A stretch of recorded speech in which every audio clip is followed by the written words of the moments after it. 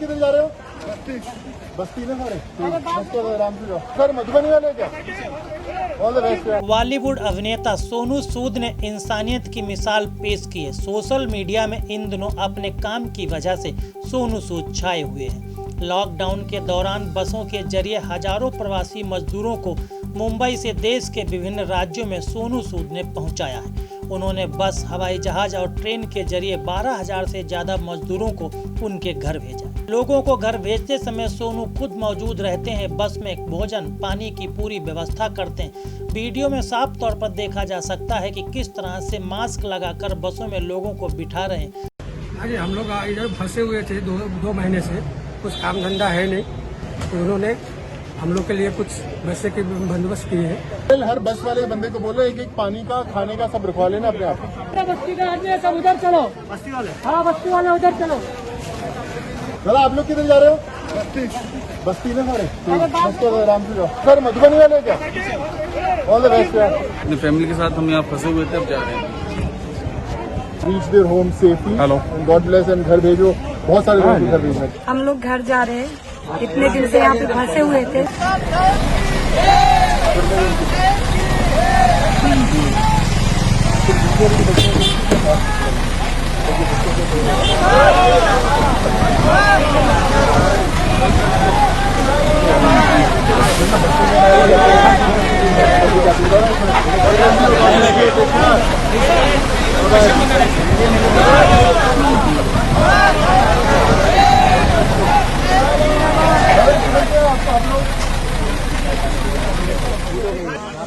मेरे गांव भेजने के लिए धन्यवाद। ठीक है, thank you so much. Bye bye.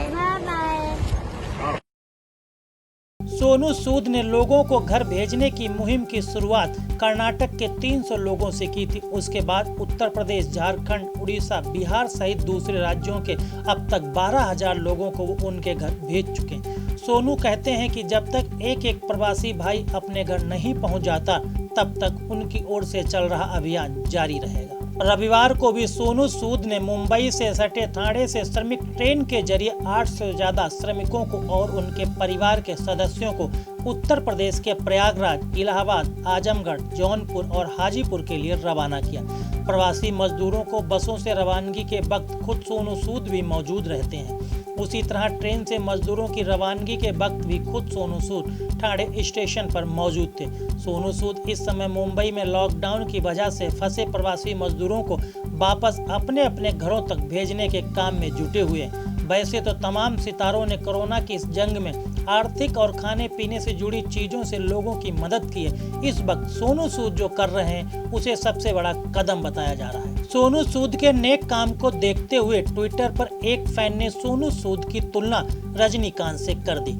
एक समाचार चैनल से हुई बातचीत में सोनू सूद ने जब इस बारे में पूछा गया तो उन्होंने जवाब दिया। सोनू ने कहा कि मेरा मानना था कि हमने जिन मजदूरों को सड़कों पर छोड़ दिया, ये वो लोग हैं जिन्होंने हमारे घर बनाए हैं, जिन्होंने हमारी सड़कें बनाई हैं, ऑफिस बनाए हैं, जहां हम शूटिंग करते हैं वह जगहें बनाई हैं। आज हमने उन्हें सड़कों पर छोड़ दिया है, उनके बच्चों के साथ, उनके माता पिता के साथ। उनके जहन में हमने वो यादें डाल रहे हैं कि वे हजारों किलोमीटर चलकर अपने घर पहुंचे और कुछ लोग तो पहुंच भी नहीं पाए। मुझे लगा कि हम उन तस्वीरों को देखकर सिर्फ अफसोस नहीं मना सकते, कुछ न कुछ करना जरूरी है।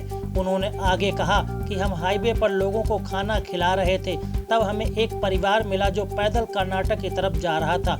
हमने पूछा कि कितने किलोमीटर जा रहे हो, तो उन्होंने कहा कि हम 600 से 700 किलोमीटर जा रहे हैं। मैंने उनको रोका और सोचा कि क्यों न इनके लिए परिवहन की व्यवस्था की जाए। सोनू ने बताया कि इसके बाद महाराष्ट्र, कर्नाटक सरकार से परमिशन ली, थोड़ी भागदौड़ करनी पड़ी और पहली दफा 350 लोगों को एक साथ भेजा। उन्होंने कहा कि उन लोगों की आंखों में आंसू थे, वो रो पड़े। मुझे लगा ये वो 350 लोग हैं जिन्हें हम भेज पा रहे हैं, लेकिन ऐसे हजारों लाखों लोग हैं हिंदुस्तान के कोने कोने में जिन्हें हम भेज नहीं पाएंगे। फिर लगा अब ये शुरू करना बहुत जरूरी है।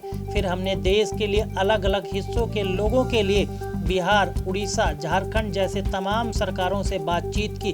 हमने परमिशन ली और फाइनली उन्हें अपने अपने घरों में भिजवाया। जब उन्होंने इस काम के पीछे मिले मोटिवेशन के बारे में पूछा गया तो उन्होंने इसका जवाब दिया। उन्होंने कहा कि मेरे माता पिता ने मुझसे हमेशा कहा कि आप सफल तभी हो जब किसी का हाथ थामकर उसे उसकी मंजिल तक पहुंचाओ।